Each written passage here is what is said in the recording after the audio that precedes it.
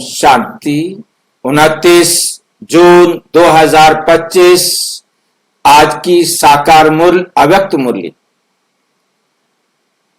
हम प्रतिदिन प्रातः 4 बजे, 6 बजे, शाम को 4 बजे, 8 बजे मुरली मंथन करते हैं। आप भी इस मुरली मंथन में साथी व सहयोगी बन सकते हैं, जिसके लिए इसी वीडियो के डिस्क्रिप्शन बॉक्स में लिंक दिया हुआ है, जिस पर आप जुड़ सकते हैं। ये दोनों लिंक गूगल मीट का और यूट्यूब लाइव का दोनों रोजाना और चारों समय एक ही रहता है, ये कभी बदलता नहीं। फिर भी आपको जुड़ने में कोई कठिनाई आ रही है तो आप इसी वीडियो को जो आप देख रहे हैं, नीचे चलती हुई लाइन में व्हाट्सएप नंबर दिखाई दे रहा है, उस पर मैसेज करके आप लिंक मंगा सकते हैं, प्रश्न पूछ सकते हैं और आपका कोई सुझाव हो तो वो सुझाव भी दे सकते हैं। अच्छा, ओम शांति। आज की मुरली का विषय है नव वर्ष में अपने पुराने संस्कारों को योग अग्नि में भस्म कर ब्रह्मा बाप समान त्याग, तपस्या और सेवा में नंबर 1 बनो। ये मुरली 31 दिसंबर 2005 को चलाई है।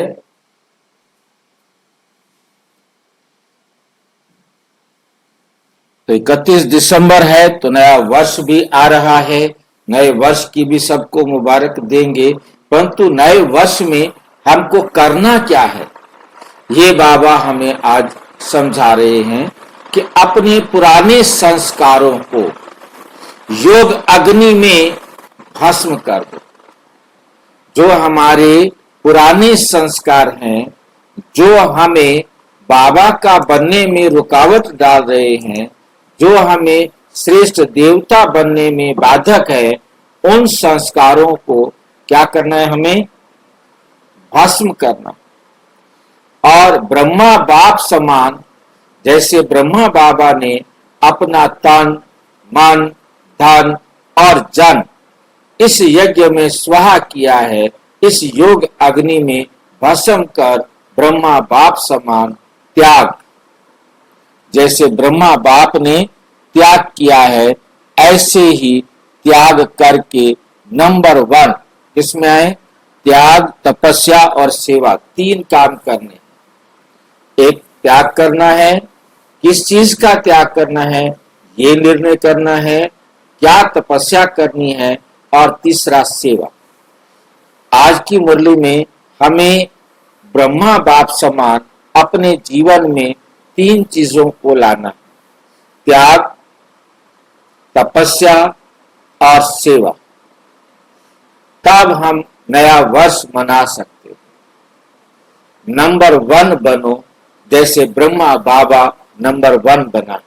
ब्रह्मा बाप को हमने फॉलो करना है 3 चीजों में, त्याग में, तपस्या में, सेवा में नंबर 1। अब जरा हम एक एक पर चर्चा करके देखें कि ब्रह्मा बाबा ने क्या त्याग किया। ब्रह्मा बाबा ने क्या त्याग किया, जो कुछ भी आप जानते हो उसे याद करो। मुरली पढ़ने का मतलब है हमें पता तो चले कि आखिर ब्रह्मा बाबा ने त्याग क्या किया, जिसे हम फिर कर सके। कोई ब्रह्मा बाबा ने त्याग किया? ब्रह्मा बाबा के पास जो कुछ भी था ना, जो बाबा के यज्ञ में स्वाहा कर दिया। जो कुछ भी था वो सारा का सारा यज्ञ में स्वाहा किया। क्या था ब्रह्मा बाबा के पास जो उसने यज्ञ में स्वाहा किया? तन, मन, धन और जन, ये चारों चीजें बाबा ने स्वाहा किया। और स्वाहा करने में उसे जितनी मेहनत करनी पड़ी, वो मेहनत हमको भी करनी।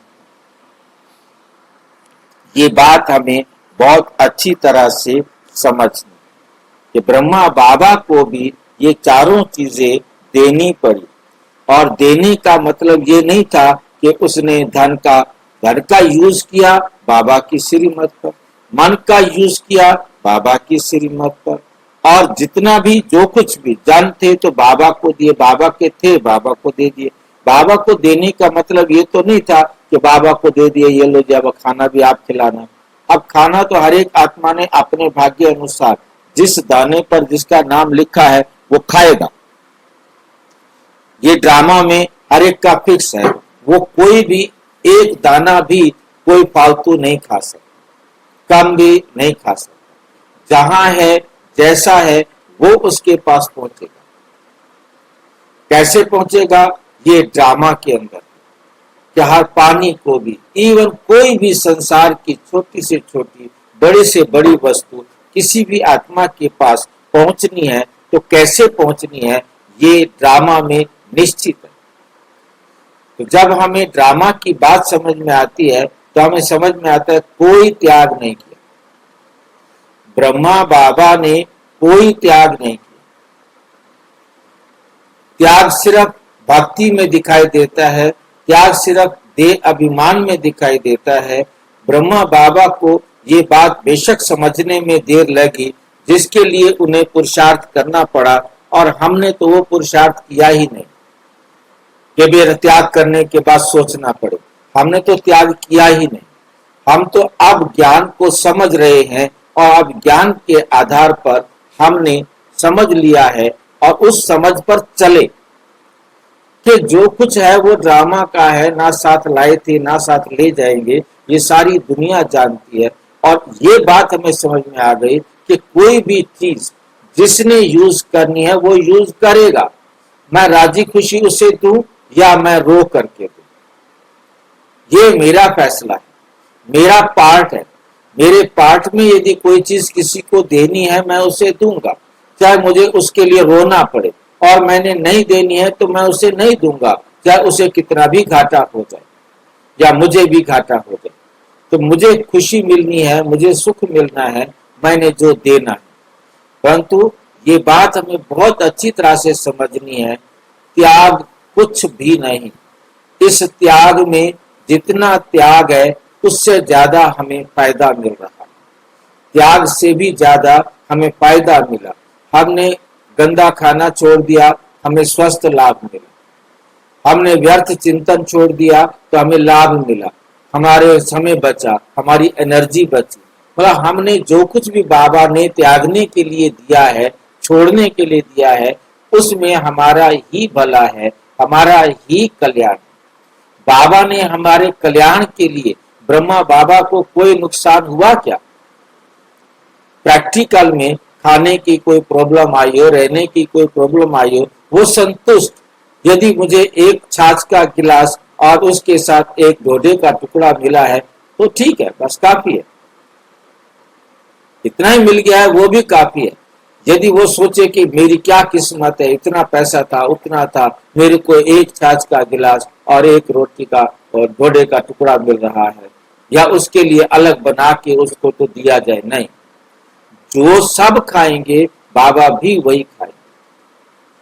ये नहीं था कि ब्रह्मा बाबा भी हमारे बुजुर्ग हैं, उनका ध्यान रखा जाए, उनको कुछ नहीं, सबके लिए एक था।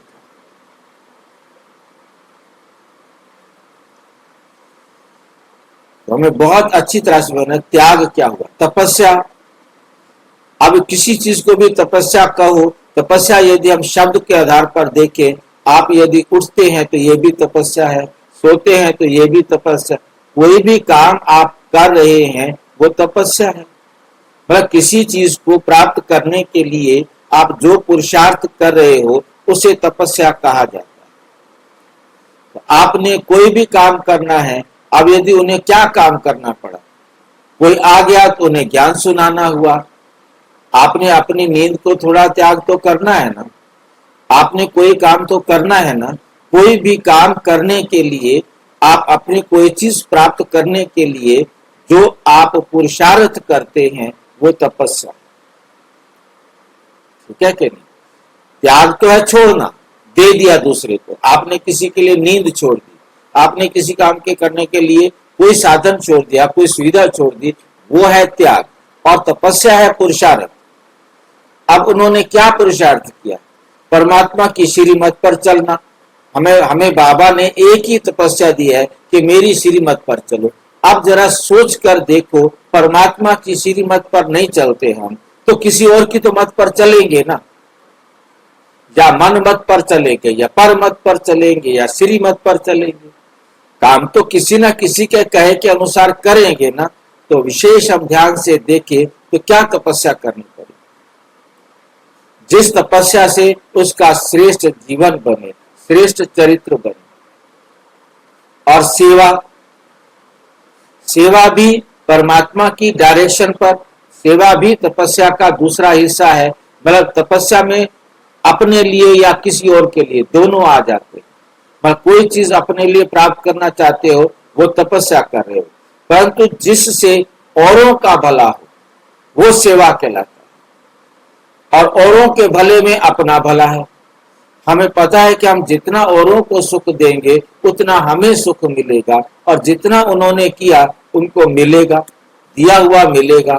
तो तीन चीजें हमें समझ में आई, त्याग, छोड़ना, तपस्या प्राप्त करने के लिए, अपने लिए प्राप्त करने का पुरुषार्थ, और सेवा अन्य आत्माओं को भी लाभ पहुंचाने के लिए, उनका भी कल्याण करने के लिए उनको मार्ग जो भी सहयोग दिया जाए उसे सेवा कहा जाता है।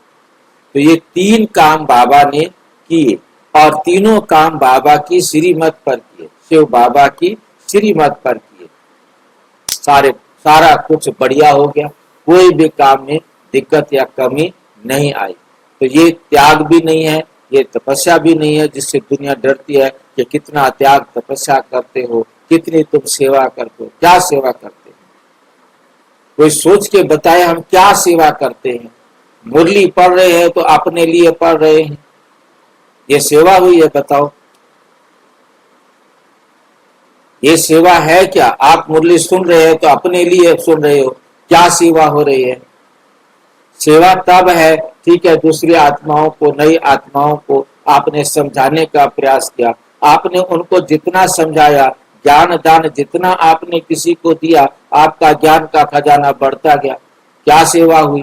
किसकी सेवा हुई? सोच करके देखो। मतलब सेवा भी, तपस्या भी और त्याग भी हमारे लिए कोई नई बात नहीं है। नथिंग न्यू तो बाबा ने कहा है, परंतु उसके साथ समझा दिया है कि कुछ भी तो नहीं किया, केवल आपने अपना जीवन श्रेष्ठ किया। हाँ बोलो भाई जी। मैं बदलूंगा तो जग बदलेगा।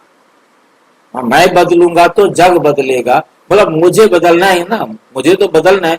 मैंने श्रेष्ठ बनूंगा तो जग भी श्रेष्ठ बनेगा, मैं यदि गंदा बनूंगा तो जग भी गंदा बनेगा। तो मुझे परमात्मा आए हैं श्रेष्ठ बनाने के लिए, मैंने जो कुछ भी करना है तो अपने लिए किया ना। ठीक है, तो किसी को कोई बात ऐसी हो जो स्पष्ट ना हो रही हो तो आप अपना पूछ सकते हैं, और किसी को अपना विचार रखने का हो तो विचार रख सकते हैं। हाँ जी बोलो। इसमें स्वार्थ है भाई साहब, स्वार्थ है। मैं बदलूंगा तो जग बदलेगा। हाँ, इसमें स्वार्थ है, इसमें स्वार्थ है, आत्मा का स्वार्थ है। स्वार्थ अच्छे वाला है कि खराब वाला है? अच्छे वाला स्वार्थ। अच्छे वाला स्वार्थ है ना। अच्छे वाला स्वार्थ तो होना चाहिए ना। मैं तो बदलूंगा तो जग बदलेगा। हाँ, मतलब अच्छे वाला स्वार्थ तो होना चाहिए, खराब वाला स्वार्थ नहीं होना चाहिए। हाँ जी। और बाबा का परिचय देना वो भी तो सेवा है ना। किसको दे रहे परिचय? दूसरे कोई आत्मा को। आप दूसरे को दे रहे हो, आप जितना दूसरे को बता रहे हो आपका पक्का हो रहा है ना। आप मनसा सेवा कर रहे हो, दूसरे को मनसा सेवा आप 7 दिन का कोर्स करा रहे हो, तो किसको करा रहे हो? अपने आप को तो करा रहे हो ना। आपका तो फायदा हो रहा है ना, आपको तो रिवाइज हो रहा है ना। अब इसमें यदि दूसरे को भी मजा आ रहा है तो आपका क्या नुकसान है? तो आपका फायदा हो रहा है ना, आपका संबंध बन रहा है ना। हमें ये देखना है कि भी हमें कोई ऐसा काम किया जिससे हमें कोई घाटा हो सकता।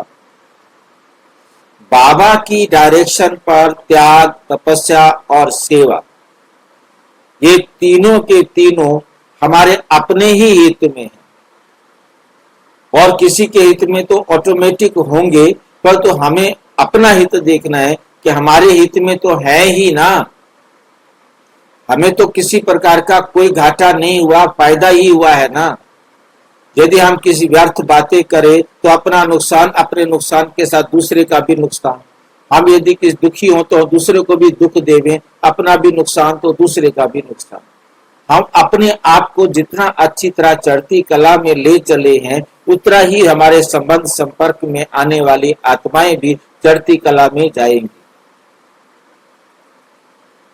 तो ब्रह्मा बाबा कैसे नारायण बना, ये हमें समझना बड़ा सहज हो गया, क्या कहना। और किसी का विचार है तो दे।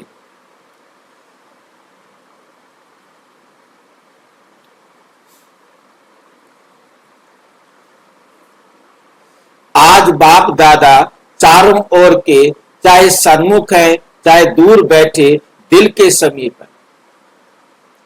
आज बाप दादा चारों ओर के, चाहे सन्मुख है चाहे दूर बैठे हैं, दिल के समीप है, सर्व को 3 मुबारक दे रहे।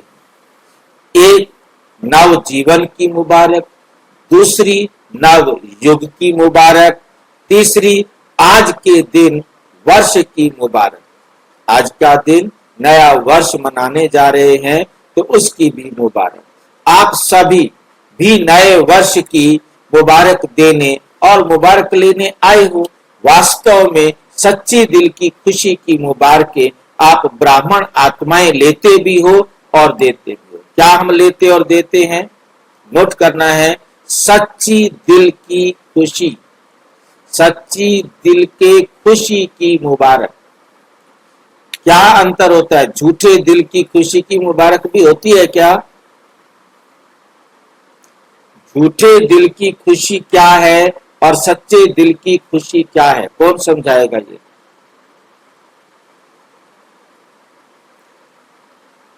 झूठी दिल की खुशी और सच्ची दिल की खुशी।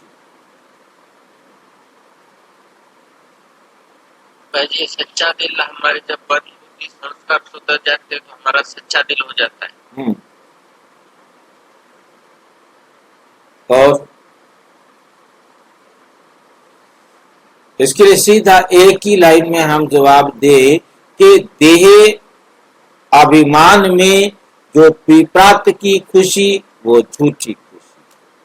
क्योंकि देह अभिमान में भी हम दिल से खुशी प्राप्त करते थे ना। कितना तन मन धन सब लगा करके हमने कोई मकान खरीद लिया, गाड़ी खरीद ली, बेटे के अच्छे घर में, अच्छा घर तो मैं नहीं समझ सकता, पहले डिसाइड करना कि हमने शादी कर दी, हमने कोई भी संसारिक चीजें, इस देह के लिए जितनी भी चीजें प्राप्त की वो सारी की सारी झूठी खुशी। जिसे मेरे को याद रहता है कि झूठे सुख को सुख कहे, मानत है मनमोह। भक्ति में ये गाते थे, झूठे सुख को सुख कहे, मानत है मनमोह। खलक चबे ना काल का, कुछ मुख में कुछ बोल। ये झूठी खुशी है। देह के लिए जो कुछ भी प्राप्त किया वो सब कुछ झूठा है। इस संसार का नश्वर दुनिया का जो कुछ भी प्राप्त किया वो सब झूठा है, झूठी खुशी है, झूठी दिल की खुशी। रूहानी खुशी, आत्मा के लिए हमने जो प्राप्त किया वो है रूहानी खुशी। आत्मा के लिए प्राप्त करना माना स्वयं आत्मा के साथ सबको खुशी मिली। आत्मा की खुशी वो है मेरे सहित सबको खुशी मिली, सबको मिली, सभी आत्माओं। रूहानी खुशी में ये विशेषता रहती है, जिस्मानी खुशी हद की खुशी है, रूहानी खुशी बेहद की खुशी। कोई आत्मा अपने आप में खुश हो जाए ऐसी कोई खुशी नहीं होती।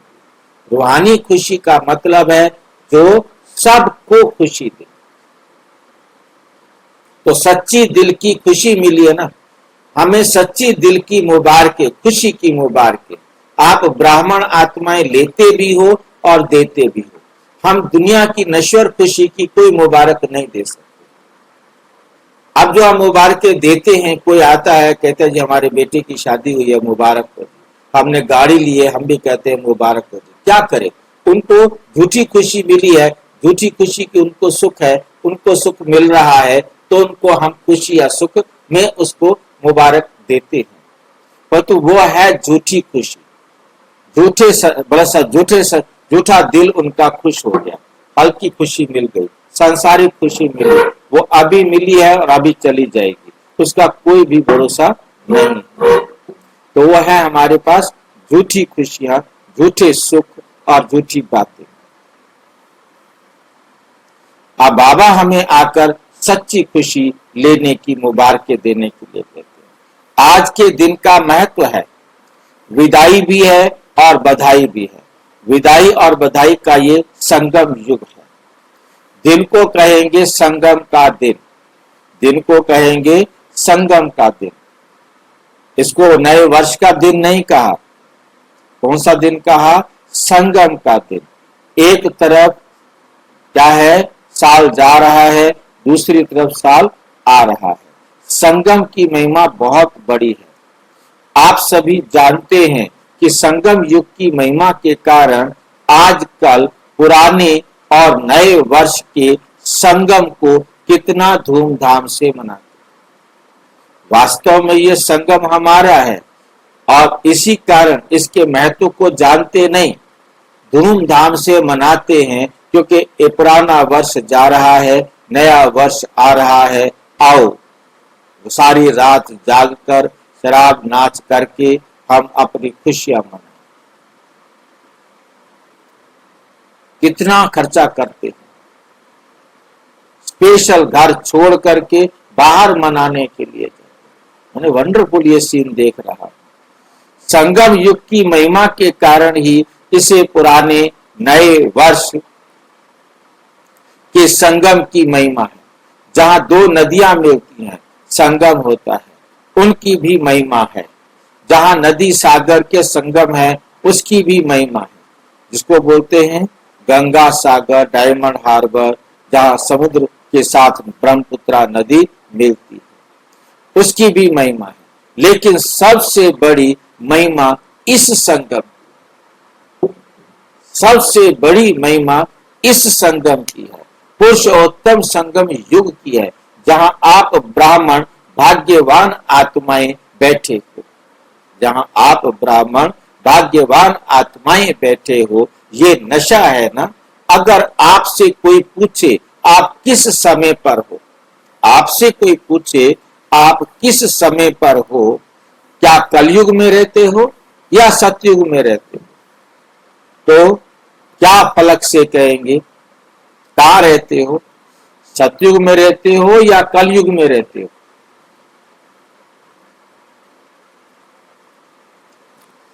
हम इस समय पुरुषोत्तम संगम युग में रहते हैं। आप कलयुगी नहीं हो, आप कौन हो गए हो? संगम युगी। और इस संगम युग की विशेष महिमा क्यों है? इस संगम युग की विशेष महिमा क्यों है? क्योंकि भगवान और बच्चों का मिलन होता है, मेला होता है, मिलन होता है, जो किसी भी युग में नहीं होता। अब उस संगम पर भी मिलन होता है दो नदियों,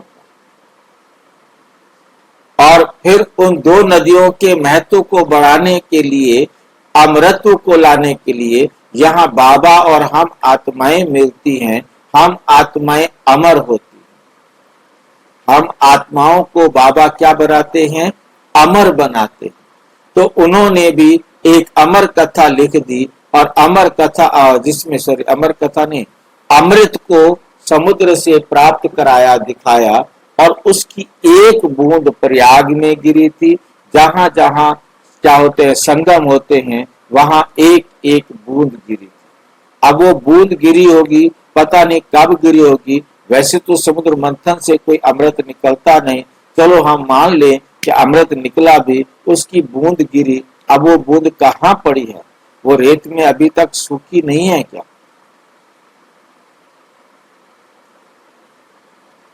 तब ये कौन समझाए कि वो एक बूंद यहाँ गिरी थी, अब यहाँ पर स्नान करने से आप अमर हो गए। तो एक भी अमर हुआ हो तो चलो बताए, अमृत की बूंद गिरी थी, अब उस वो बूंद चलो पानी में बहुत विस्तार से समा गई है, अब उस पानी में स्नान करने से कोई एक अमर हुआ हो तो बता देंगे।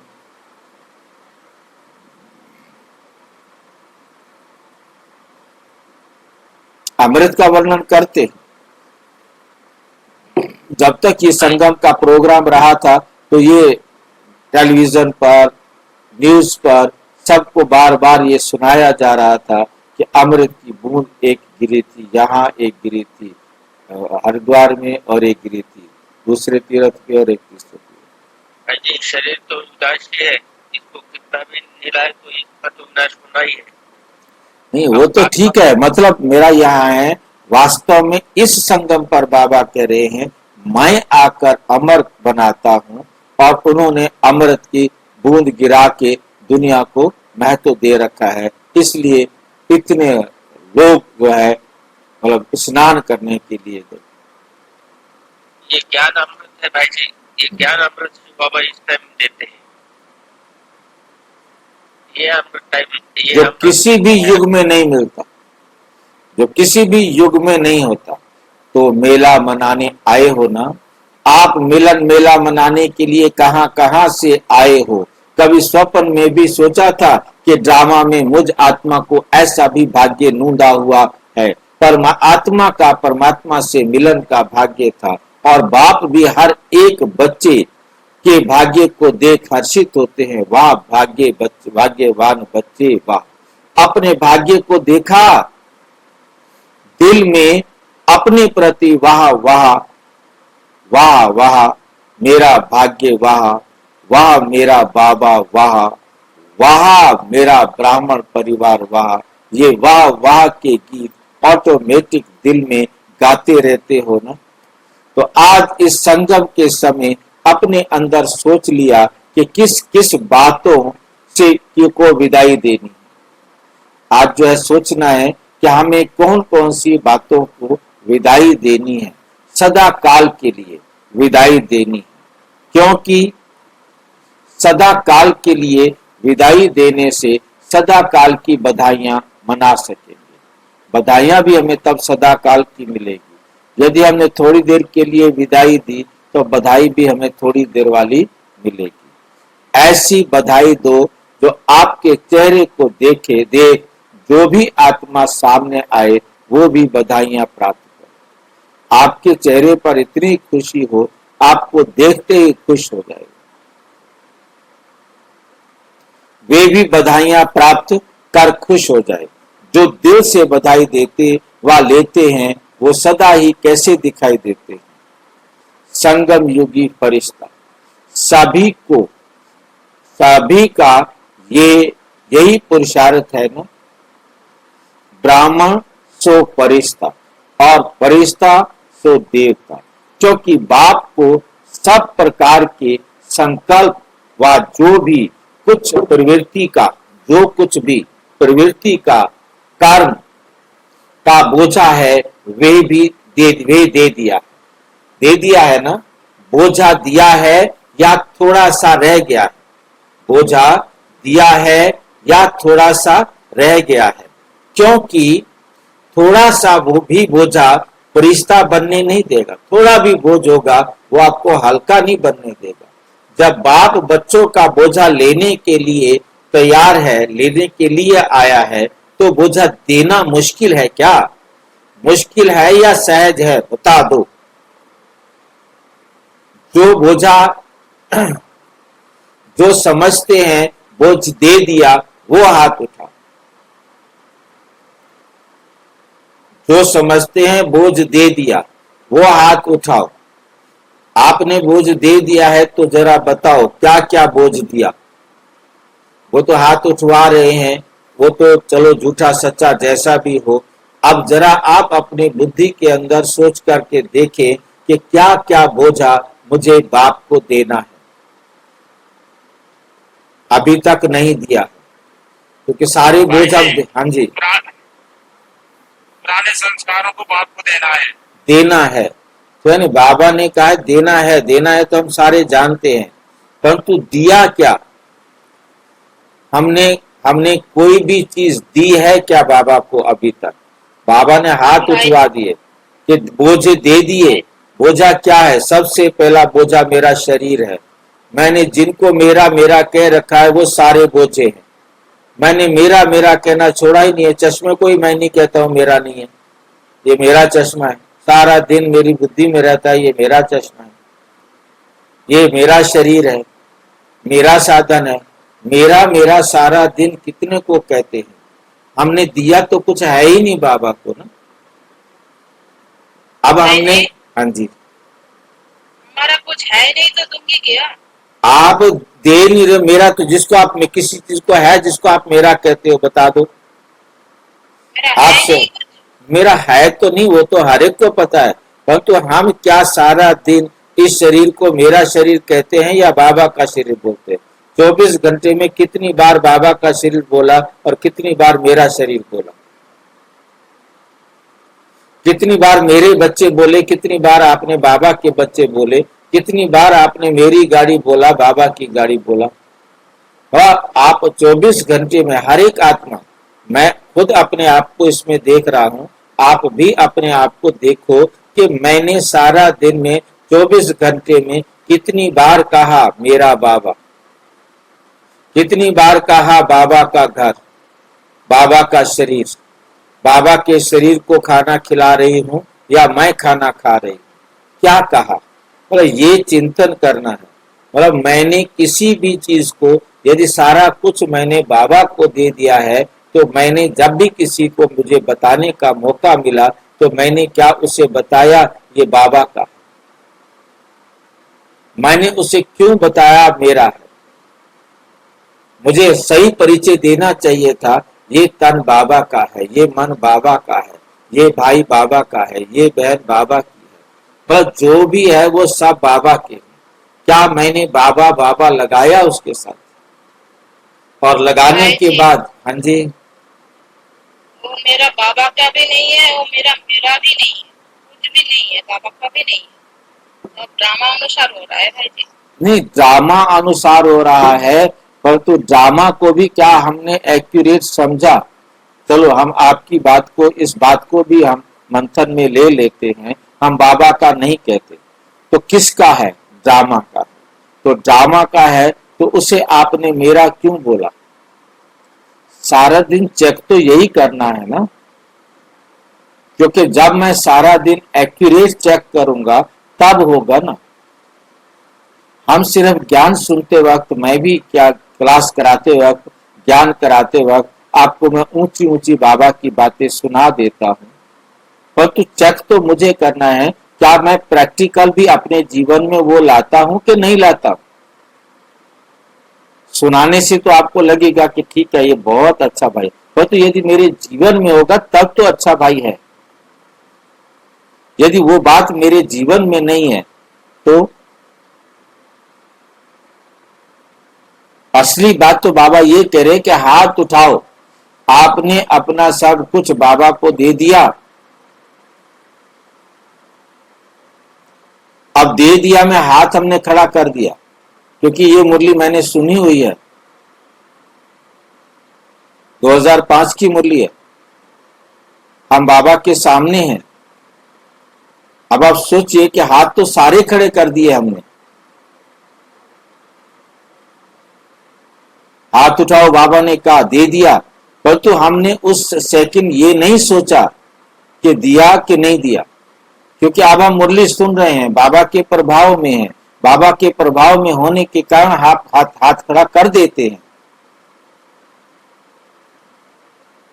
आस पास के प्रभाव के कारण, वरना पड़ोस वाला बैठा हुआ कहेगा इसने हाथ खड़ा नहीं किया।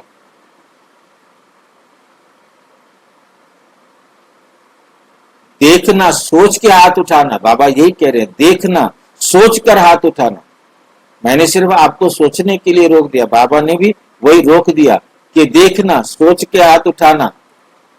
बोझ दे दिया, अच्छा दे दिया है तो बहुत मुबारक। अब बाबा हमारी खाट खड़ी करेगा आगे। और जिन्होंने नहीं दिया है वो किस लिए रखा है भाई? जिन्होंने चलो हाथ नहीं उठाया, अब पूछ रहे हैं बताओ जरा किस लिए रखा हुआ है, क्यों नहीं दिया? बोझ से प्रीत है क्या? बोझ अच्छा लगता है? देखो बाप दादा हर बच्चे को क्या कहते हैं, ओ मेरे बेफिक्र बादशाह बच्चे। तो बोझ का फिक्र होता है, जो भी बोझ होगा उसका तो फिक्र होगा ना, बोझ का तो फिक्र होता है। उसको कुछ भी होगा, जिसको हम मेरा कहेंगे उसको कुछ भी होगा तो उसको तो मेरे को होगा ना। मेरा रुमाल फट गया तो मेरे को दुख होगा ना, मेरा चश्मा टूट गया तो मेरे को दुख होगा ना, क्योंकि मेरा नुकसान तो मुझे दुख देने वाला बनेगा ना। जब मेरा नहीं है तो मेरा कुछ भी नहीं है तो मेरा कोई नुकसान भी नहीं है, मेरा कोई नुकसान भी नहीं है तो मेरे को कोई दुख भी नहीं है। यदि मुझे दुख आ रहा है तो क्यों आ रहा है? मैंने कुछ ना कुछ मेरा समझा हुआ था और उसको कुछ भी तकलीफ होती है वो तो मेरी तकलीफ है। तो बोझ का फिक्र होता है ना। तो बोझ लेने के लिए बाबा आए हैं, कहते अपने सारे बोझ मेरे को दे दो, जिसको जिसको तुम मेरा मेरा कहते हो ये सारा मेरे को दे दो। हम इतने बुद्धू हैं कि अपना सारा कुछ बाबा को दे देवें और बाद में बैठ करके क्या करेंगे, कुछ होगा नहीं हमारे हाथ में। तो हमारे हाथ में कुछ नहीं होगा तो हमें दुख भी नहीं होगा, दुख भी नहीं होगा। खाने को रोटी नहीं मिलेगी तो दुख होगा ना। तो खाने को रोटी नहीं मिलेगी तो दुख होगा कि नहीं होगा? कोई बात नहीं, एक दिन व्रत रख लेंगे। कितने दिन व्रत रखेंगे?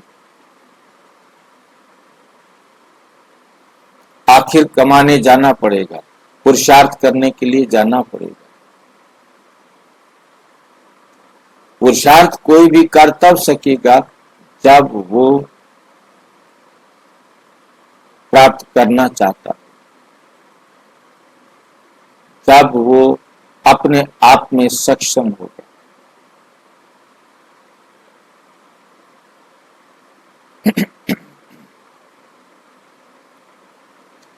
तो बोझ लेने के लिए बाप आए हैं, क्योंकि 63 जन्मों से बाप देख रहे हैं बोझा उठाते उठाते सभी बच्चे बहुत भारी हो गए।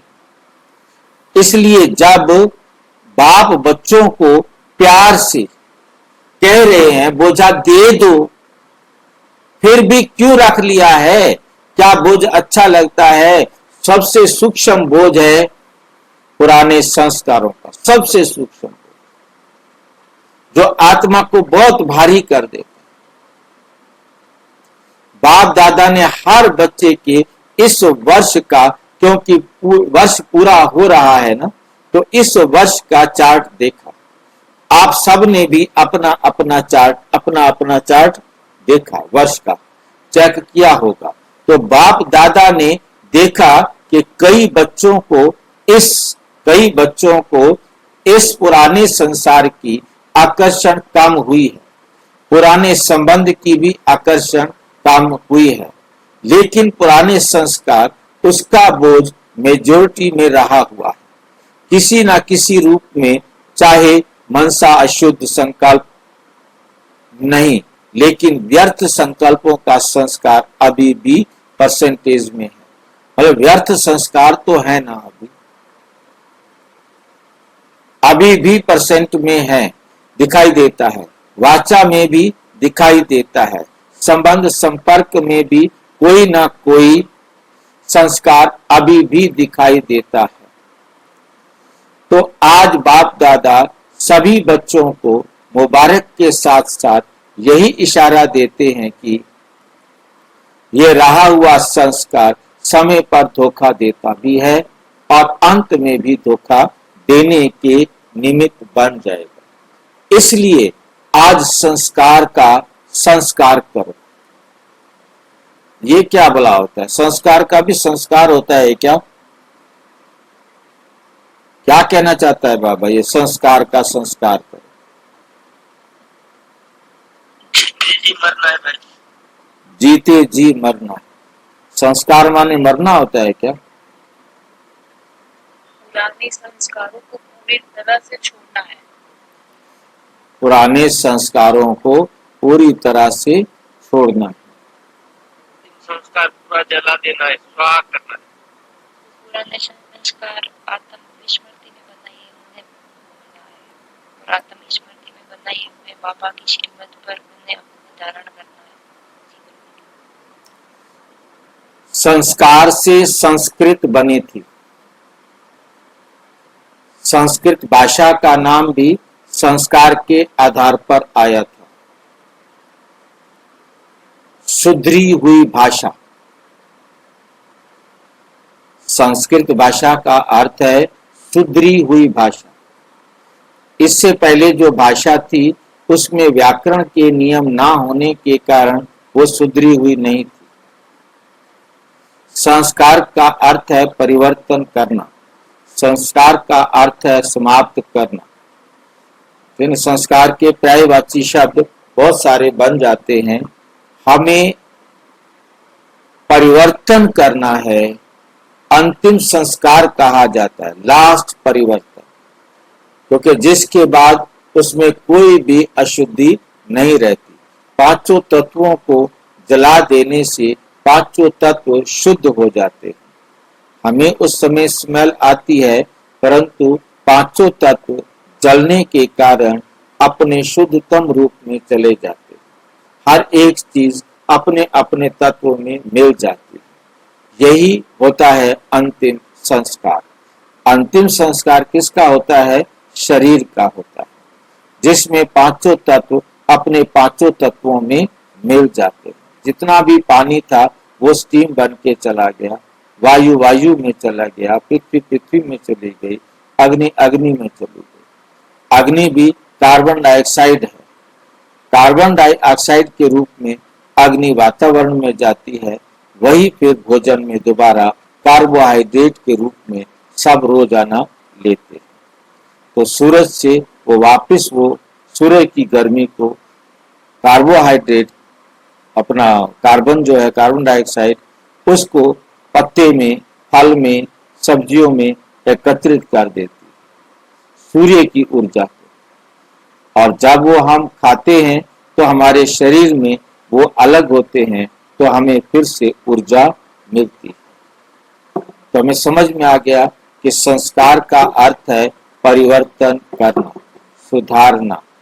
ठीक है? तो हमने अपने एक एक संस्कार को बाबा की श्रीमत पर सुधारना है, परिवर्तन करना है। हर एक अपने संस्कार को जानते भी हैं, छोड़ना चाहते भी हैं, तंग भी हैं, लेकिन सदा के लिए परिवर्तन करने में तीव्र पुरुषार्थी नहीं है। पुरुषार्थ करते हैं लेकिन तीव्र पुरुषार्थी नहीं है। कारण तीव्र पुरुषार्थ क्यों नहीं होता? कारण यही है कि जैसे रावण को मारा भी, लेकिन सिर्फ मारा नहीं, जलाया भी। ऐसे ही मारने के लिए पुरुषार्थ करते हैं, थोड़ा बेहोश भी हो जाता है संस्कार, लेकिन जलाया नहीं, उसे खत्म नहीं किया, पूरी तरह अपने जीवन से उसका ब्रेकअप नहीं किया। तो बेहोशी से बीच बीच में उठ जाता है। उसके लिए पुराने संस्कार का संस्कार करने के लिए इस नए वर्ष में योग अग्नि से जलाने का दृढ़ संकल्प का अटेंशन रखें, क्योंकि ये संस्कार हैं, इनको जलाना है हमने योग की अग्नि से, और योग की अग्नि से जलाना है, जलाने का दृढ़ संकल्प का अटेंशन रखो। पूछते हैं ना इस वर्ष, इस नए वर्ष में क्या करना है? सेवा की तो बहुत अलग, लेकिन पहले स्वयं की बात है। योग लगाते हो, बाप दादा बच्चों को योग में अभ्यास करते हुए देखते हैं। अमृत वेले भी बहुत पुरुषार्थ करते हैं, लेकिन योग तपस्या तप के रूप में नहीं करते। प्यार से याद जरूर करते हैं, रूह रिहान भी बहुत करते हैं, शक्ति भी लेने का अभ्यास करते हैं, लेकिन याद को इतना पावरफुल नहीं बनाया है। जो जो संकल्प करो विदाई तो विदाई हो जाए। योग को योग अग्नि के रूप में कार्य में नहीं लगाते, इसलिए योग को पावरफुल बनाओ। एकाग्रता की शक्ति विशेष संस्कार भस्म करने में आवश्यक है। जिस स्वरूप में एकाग्र होने चाहो, जितना समय एकाग्र होने चाहो, ऐसी एकाग्रता संकल्प किया और भस्म। इसको कहा जाता है योग अग्नि। इसको कहा जाता है योग अग्नि का नामो निशान समाप्त। मारने में फिर भी लाश तो रहती है, भस्म होने के बाद नामो निशान खत्म हो जाता है। तो इस वर्ष को पावरफुल स्टेज में लाओ। जिस स्वरूप में रहना चाहो, मास्टर सर्वशक्तिमान ऑर्डर करो। समाप्त करने की शक्ति आपके ऑर्डर से नहीं माने ये हो नहीं सकता। मालिक हो, मास्टर कहलाते हो ना, तो मास्टर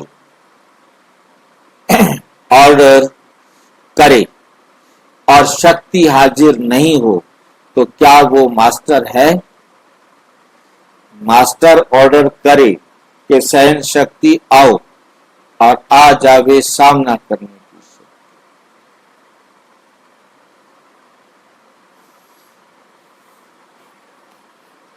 तो बाप दादा ने देखा कि पुराने संस्कार का कुछ ना कुछ अंश अभी भी रहा हुआ है, और वे अंश बीच बीच में वंश भी पैदा कर देता है, जो कर्म तक भी काम हो जाता है। युद्ध करनी पड़ती है।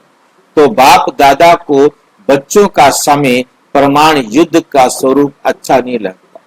हो शिव बाबा के बच्चे और वो अपने विकारों के साथ युद्ध करते रहे। युद्ध में ही टाइम बीत जाए और उसके बाद शरीर भी युद्ध छोड़ करके ऐसे ही जाना।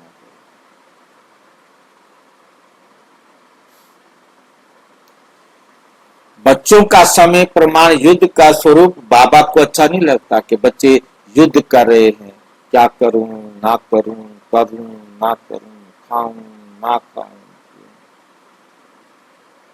या रहूं के वहां रहूं, शादी करूं के ना करूं। ये सबके अंदर ऑर्डर करो जी हजूर हो जाए। तो सुना इस वर्ष स्वयं के प्रति क्या करना है। शक्तिशाली बेफिक्र बादशाह, क्योंकि सभी का लक्ष्य है। किसी को भी किससे भी पूछो तो क्या कहते हैं, हम विश्व का राज्य प्राप्त करें।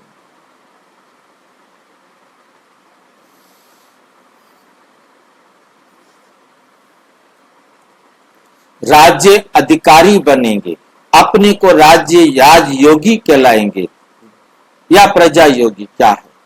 राजयोगी कहलाते हैं। प्रजा योग है, योगी हैं क्या? आप राजयोगी हैं या प्रजा योगी हैं क्या? कोई भी सारी सभा में जो प्रजा योगी हो है, जो प्रजा योगी हो, राजयोगी नहीं है। नहीं, टीचर्स कोई हैं आपके सेंटर पर, कोई प्रजा के योगी हो?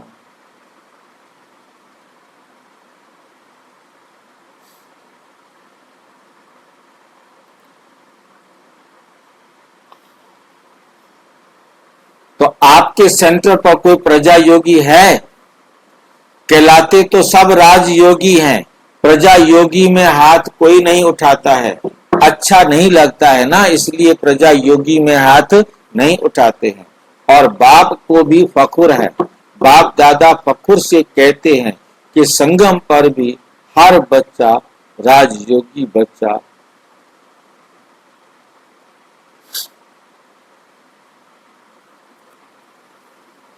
कि संगम पर हर बच्चा राजा बच्चा है। कोई बाप ऐसे फलक से नहीं कह सकता कि मेरा एक एक बच्चा राजा है।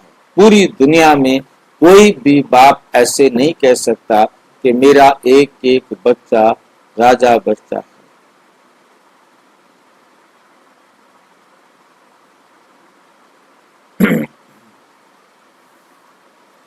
प्रजा योगी में तो हाथ नहीं उठाया ना, तो राजा हो ना, लेकिन ऐसा ढीला ढाला राजा नहीं बनना जो ऑर्डर करे और ऑर्डर की तामील ना करे, प्रयोग ना करे।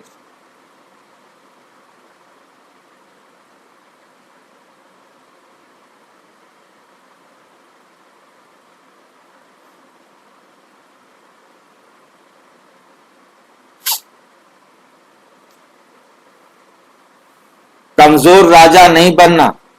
पीछे वाले कौन हो? वो जो पीछे पीछे बैठे हैं, समझते हैं राजयोगी हैं, हाथ उठाओ। ऊपर भी बैठे हैं, गैलरी में भी बैठे हैं, पीछे पीछे हाथ हिलाओ, हाथ हिला रहे हैं। आज हाल में 18,000 भाई बहने बैठे हैं।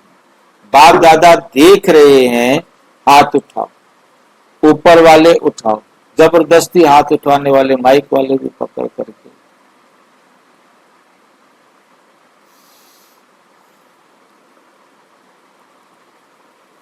तो अभी ये लास्ट टर्न में शुरू हो जाएगा। तो 3 मास बाद 3 मास बाप दादा देते हैं, जनवरी, फरवरी और मार्च, क्योंकि ज्यादा तीव्र पुरुषार्थ इसी टाइम पर करते।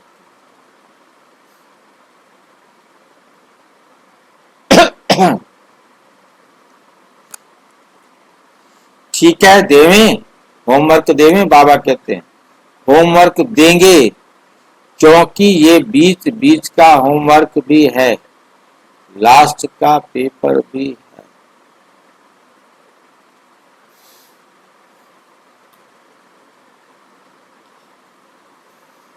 बीच बीच का होमवर्क भी लास्ट पेपर में जमा होगा। तो 3 मास में हर एक अपना चार्ट चेक करना कि मैं मास्टर सर्वशक्तिवान होकर किसी भी कर्म इंद्रिय को, किसी भी शक्ति को कोई भी ऑर्डर करें, इसको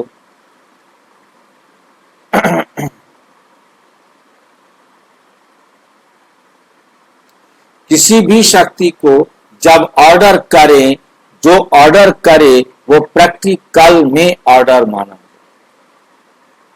या नहीं माना।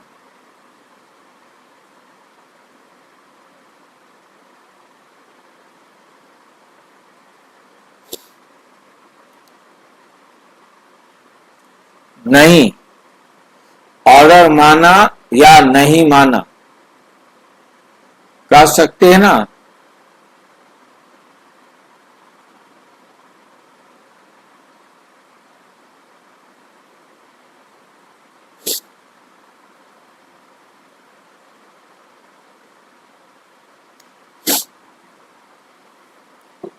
पहली लाइन वाले हाथ वाले कर सकते हैं, सबसे आगे आगे बैठे हाथ उठाओ, पहली लाइन वाले।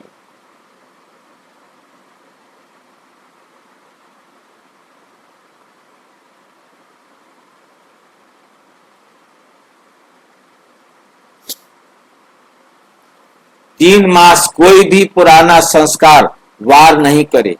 अलबेले नहीं बनो, रॉयल अलबेलापन नहीं, रॉयल अलबेलापन नहीं लाना। हो जाएगा। बाप दादा से बहुत मीठी मीठी बातें करते हैं, कहते हैं बाबा आप फिक्र नहीं करो, हो जाऊंगा। बाप दादा क्या करेगा, सुनकर मुस्कुरा देता है। लेकिन बाप दादा इन 3 मास में अगर ऐसी बात की तो मानेगा नहीं। होने का नहीं।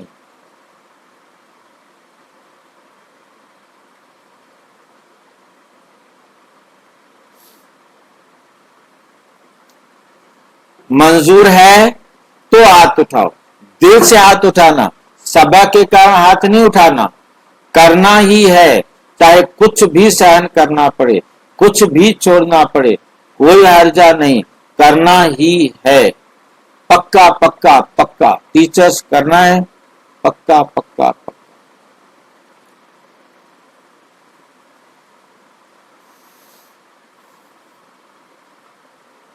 छोटे बच्चे ताज पहनकर सामने बैठे हैं, ताज तो अच्छा पहन लिया है, करना पड़ेगा। ताज पहन लिया है तो करना पड़ेगा।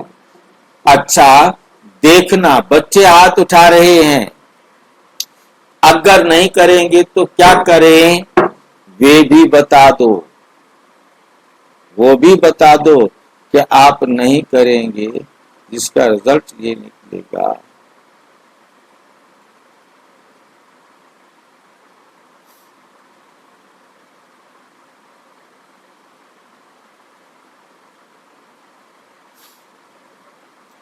अगर नहीं करेंगे तो क्या करें, वो भी तो बता दो। फिर बाप दादा की सीजन में एक बार आने नहीं देंगे। यदि आप नहीं करेंगे तो आपको बाबा से मिलन मनाने की छुट्टी नहीं देंगे। देखा, बाबा की सजा देता नहीं है, सजा कभी कभी दे दी।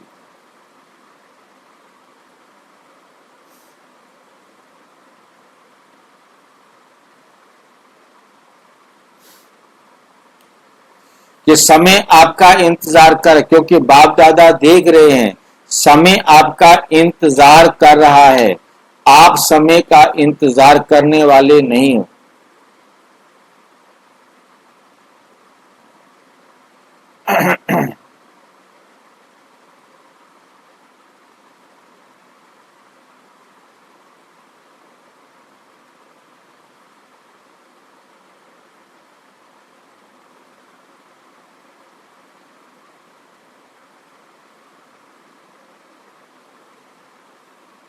आप इंतजाम करने वाले हो, समय आपका इंतजार कर रहा है। प्रकृति भी सतो प्रधान, प्रकृति आपका आह्वान कर रही है।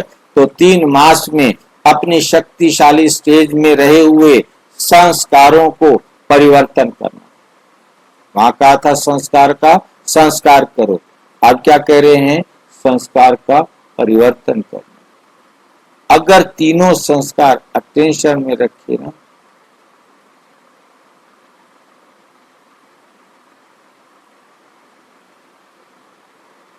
अगर 3 मास अटेंशन रखा ना, तो आगे आपसे कभी कोई उम्मीद नहीं करेंगे।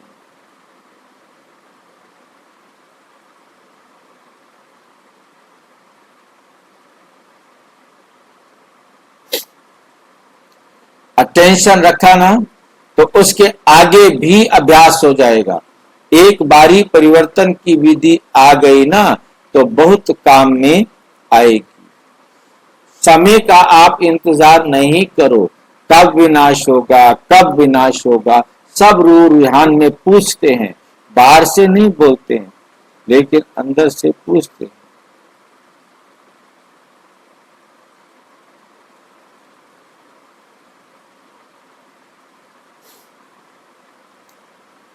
बाहर से नहीं बोलते हैं, लेकिन अंदर बात करते रहते हैं।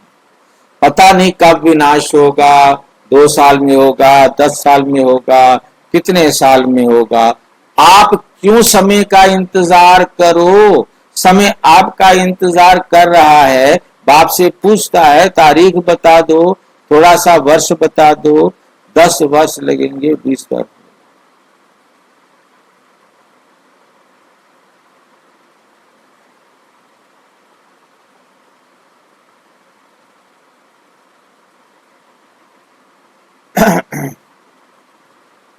बीस वर्ष लगेंगे, कितने वर्ष लगेंगे, बाबा पूछ रहे, बता दो।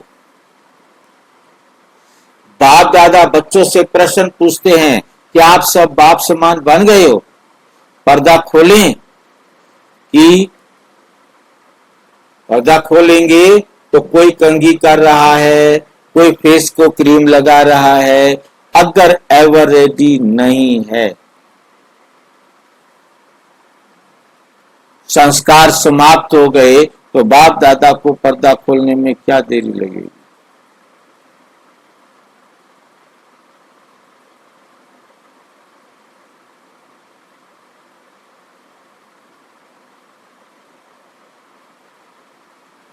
क्या देरी लगेगी बोलो। बाप दादा को पर्दा खोलने में कुछ देरी लगेगी तो आप पर्दा खोलें बाबा, आप तैयार हो।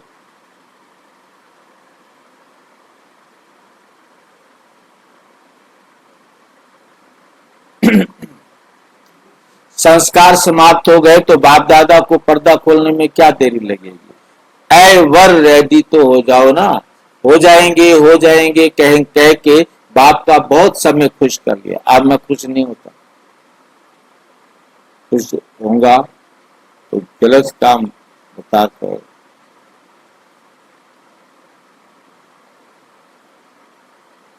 बाप दादा खुश किया, बहुत समय खुश किया। अभी ऐसा नहीं करना, होना ही है, होना ही।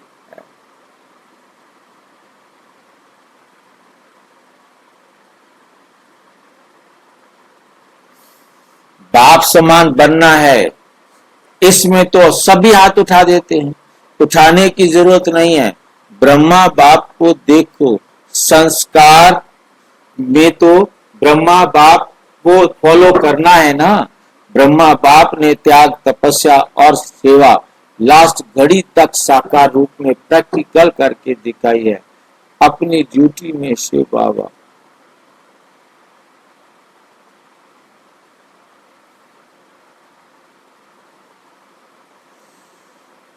अपनी ड्यूटी, शिव बाप द्वारा महावाक्य उच्चारण की ड्यूटी लास्ट दिन तक, निर्भीक दिन तक अभी उच्चारण की ड्यूटी लास्ट दिन तक निभाई। उच्चारण माना कहने की ड्यूटी। कहते तो रहे हमने तन मन धन बाबा को दे दिया, आपस में मिलेंगे बाबा को दे दिया, बाबा जी बाबा को दे दिया, बाबा के ऊपर अलग। लास्ट मुरली याद है ना, 3 शब्द का वरदान, निराकारी, निर्विकारी और निरहंकारी बनो। जिसको याद है वो हाथ उठाए। अच्छा, सभी को याद है।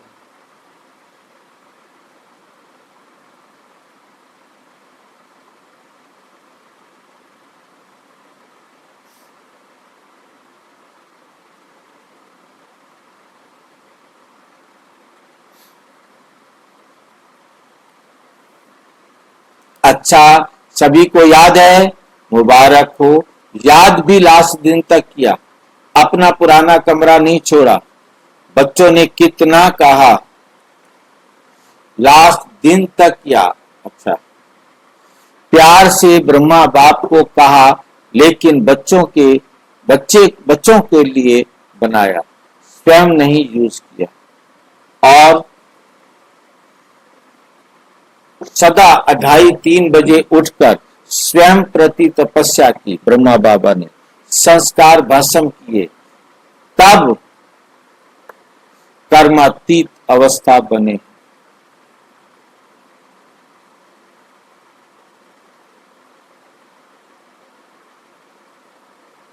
जो सोचा वो करके दिखाया। कहना, सोचना, करना तीनों समान। फॉलो फादर, लास्ट तक अपने कर्तव्य में पूर्ण रहे। पत्र भी लिखे, कितने पत्र लिखे, सेवा भी नहीं छोड़ी।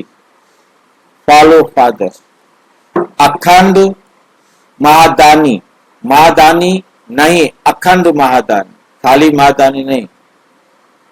अखंड महादानी का अर्थ है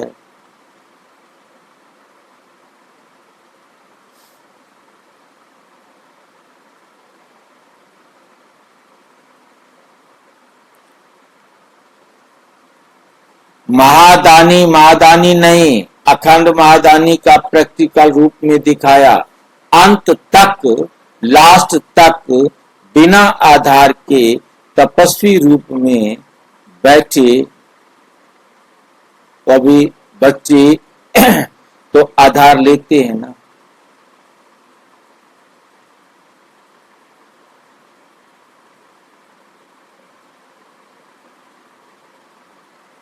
लास्ट तक बिना आधार के तपस्वी रूप में बैठे।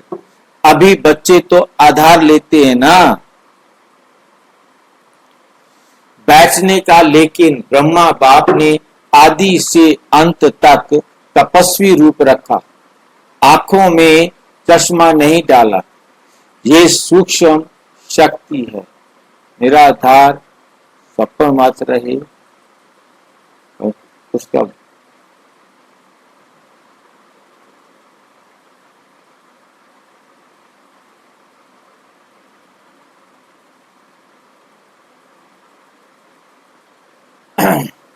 ये सूक्ष्म शक्ति है, निराधार। शरीर पुराना है, दिन प्रतिदिन प्रकृति हवा दूषित हो रहा है, इसलिए बाप दादा आपको कहते नहीं है क्यों आधार लेते हो, क्यों चश्मा पहनते हो। पहनो सब दूर का चश्मा, दूर का चश्मा। भाई जी, हाँ जी, आपको चश्मा लेना मतलब आधार लेना। हाँ, चश्मा लेना मतलब जैसा बाबा ने कहा वैसा। ये हम चश्मा पहनते हैं इसलिए पहनते हैं क्योंकि हमारे को साफ दिखाई दे। साफ दिखने वाला चश्मा बाबा का ज्ञान है। बाबा की श्रीमत वाला चश्मा पहनेंगे तो हर चीज साफ दिखाई देगी।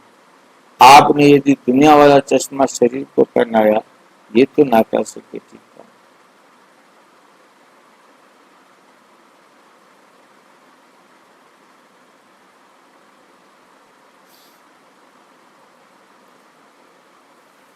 पहनो भल पहनो, लेकिन शक्तिशाली शक्ति जरूर बनाओ। सारी विश्व का कार्य समाप्त किया। बाप दादा आपसे प्रश्न पूछते हैं, आप सभी संतुष्ट हो कि विश्व कल्याण का कार्य पूरा हो?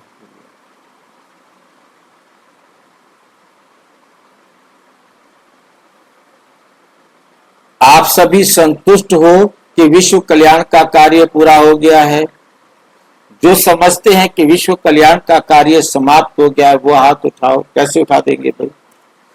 एक भी नहीं तो कैसे कहते हो विनाश होगा?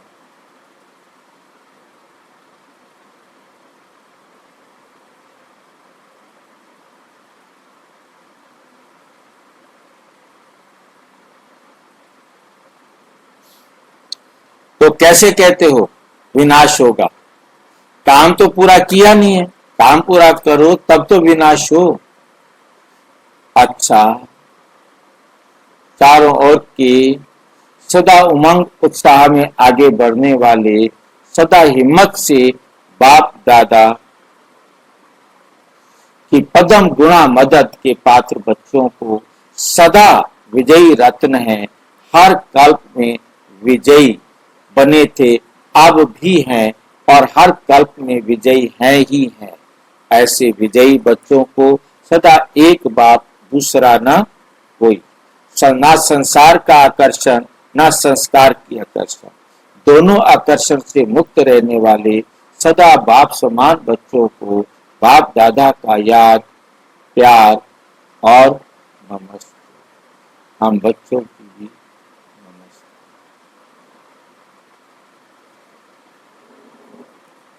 वरदान, सदा काल के अटेंशन द्वारा विजय माला में पिरोने वाले बाप बहुत समय के विजयी भाव, बहुत समय के विजयी विजय माला के मणके बनते हैं। विजयी बनने के लिए सदा बाप को सामने रखो। जो बाप ने किया वही हमें करना है। हर कदम पर जो बाप का संकल्प वही बच्चों का संकल्प, जो बाप के बोल वही बच्चों के बोल, तब विजयी बनेंगे। ये अटेंशन सदा काल का चाहिए। तो सदा काल का राज्य भाग्य प्राप्त होगा, क्योंकि जैसा पुरुषार्थ किया वैसी प्रारब्ध है। सदा का पुरुषार्थ है तो सदा का राज्य भाग्य है। स्लोगन: सेवा में सदा जी हाजिर करना, यही प्यार का सच्चा सबूत है। यही प्यार का सच्चा सबूत है।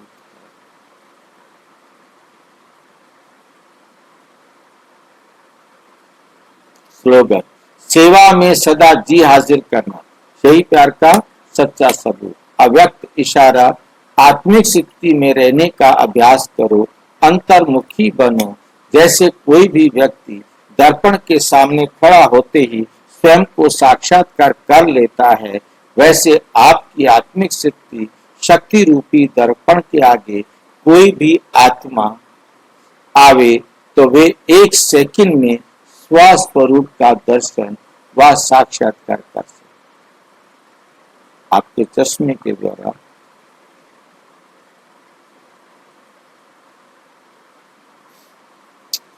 दर्शन व साक्षात्कार कर ले। आपके हर कर्म में, हर चलन में रूहानियत की अट्रैक्शन हो। जो स्वच्छ आत्मिक बल वाली आत्मा है वो सबको अपनी ओर आकर्षित जरूर करती है।